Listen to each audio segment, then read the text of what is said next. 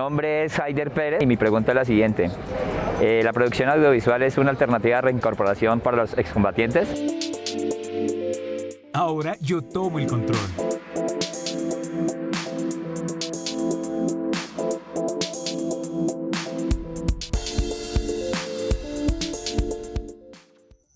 Las noticias son producciones discursivas de las cuales se desprende una gran parte de nuestro conocimiento tanto social como político, y es probable que el seguimiento a las noticias se practique con tanta frecuencia y por tanta gente como la conversación cotidiana.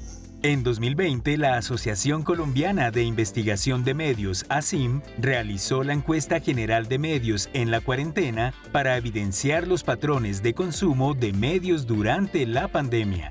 Entre los resultados se aprecia que el 54,0% consumió contenido de un medio por redes sociales, 38,5% consumió contenido de un medio a través de mensajería instantánea, 35,2% vio transmisiones en vivo por una plataforma digital, 28,7% consumió contenido de un medio en su página web, 17,8% consumió contenido de un medio de un correo electrónico y 13,5% consumió contenido de un medio por mensaje de texto. Sobre el tema que nos plantea nuestro televidente y para evaluar la forma como los medios se han acercado al proceso tras la firma del acuerdo y las transiciones sociales que esto conlleva, hoy tenemos una invitada que nos brindará claridad sobre este tema. Hoy conversaremos con Sara Tufano. Ella ha estudiado el conflicto y la paz desde una perspectiva histórica, así que vamos a entrevistarla. Hola Sara, ¿cómo estás?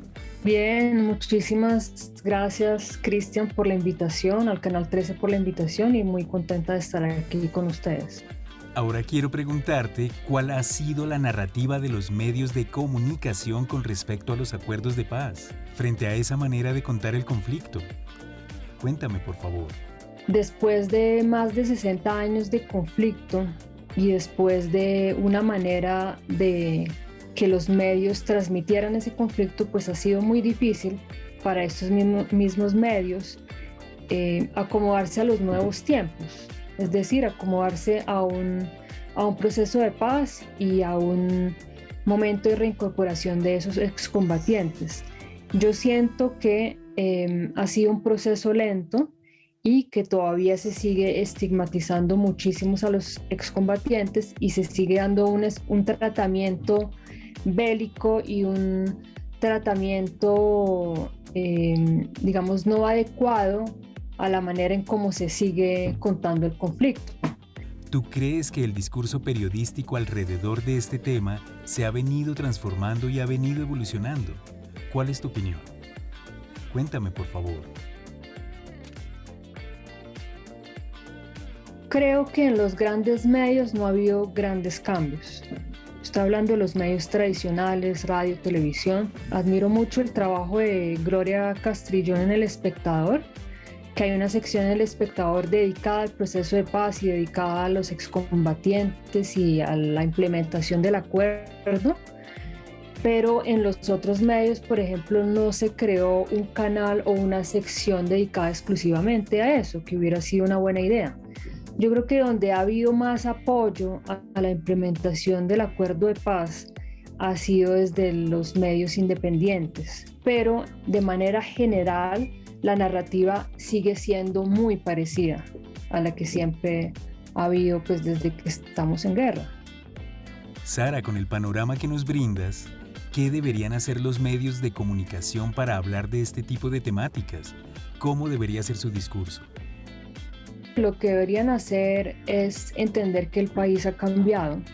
Es que yo creo que también depende mucho del actual gobierno, porque si no hay, el actual gobierno es el gobierno del centro democrático, es un gobierno de derecha, es el gobierno que está en el poder, es un gobierno que se opuso antes a la implementación del acuerdo de paz, se opuso a la firma del acuerdo de paz, mucho antes también se opuso a cualquier intento de negociación política con las guerrillas y es el gobierno pues, que que es el que está creando de alguna forma pues la hegemonía política, a pesar de que se ha debilitado.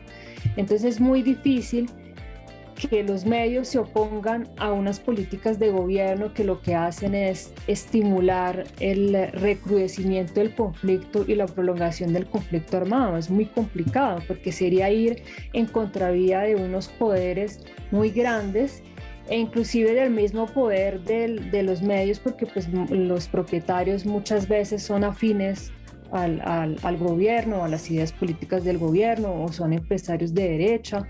Entonces es muy difícil que haya unos grandes cambios mientras estemos en este gobierno. Yo lo que pienso es que si lo vemos desde el rating y desde la audiencia, que eso es algo importante para los medios tradicionales van a seguir perdiendo audiencia en la medida en que no sean capaces de interpretar los cambios que realmente están aconteciendo en la sociedad colombiana. Frente a estos acuerdos del proceso de paz, ¿cómo han sido abordados en las redes sociales? Y bueno, ¿qué han tenido de positivo y de negativo también? ¿Podrías contarme, por favor? Las redes sociales, como cualquier cosa, tienen sus lados positivos y negativos, en el sentido que concretamente en esas manifestaciones los colombianos pudimos darnos cuenta en tiempo real de lo que estaba sucediendo en otras zonas de la ciudad, en otras zonas del país. Por ejemplo, todos esos casos de abuso policial que vimos en el paro nacional de noviembre del 2019, de septiembre del 2020 y ahora en el paro nacional de este año, gracias a las redes sociales, a los usuarios de las redes sociales pudimos ver cuál era la manera de operar de la policía y de las fuerzas militares y del ejército en el caso de ciertos abusos policiales. Si no hubiera sido por las redes sociales, nosotros no nos enteraríamos de esos abusos. De hecho, una reflexión muy grande que se ha dado a partir de eso ha sido, no, pues si en las ciudades hacen eso, la policía hace esto, el poder estatal hace eso, imagínense ustedes en las zonas de conflicto donde no hay internet, no hay medios de comunicación. Muy buena reflexión en el sentido en que se empieza a reinterpretar esos años de conflicto y se empieza a decir, bueno, quizás los medios de comunicación no nos transmitieron o quizás no nos transmitieron para nada de forma verídica lo que estaba pasando en las zonas de conflicto. Esa producción del sentido que tenían en una época de conflicto en la que era muy importante vivir a la sociedad entre buenos y malos, entre amigos y enemigos, pues eso tiene que acabar, porque eso podría muy bien significar pues una pérdida no solamente de audiencia, sino que de absoluta legitimidad frente a la opinión pública y hacer que las personas nos empecemos a volcar exclusivamente hacia medios independientes y hacia las redes sociales, digamos las fuentes verídicas que nosotros podríamos encontrar en las redes sociales. Hemos finalizado. Sara, es muy interesante conocer tu opinión. Muchas gracias por este espacio. No, muchas gracias a ustedes por la invitación. Un gusto haber estado aquí con ustedes.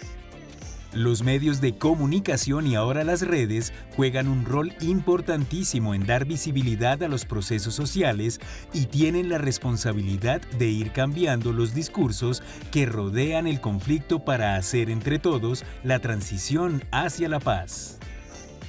Ahora me gustaría enseñarles una nueva seña que se compone de 3. Es muy fácil.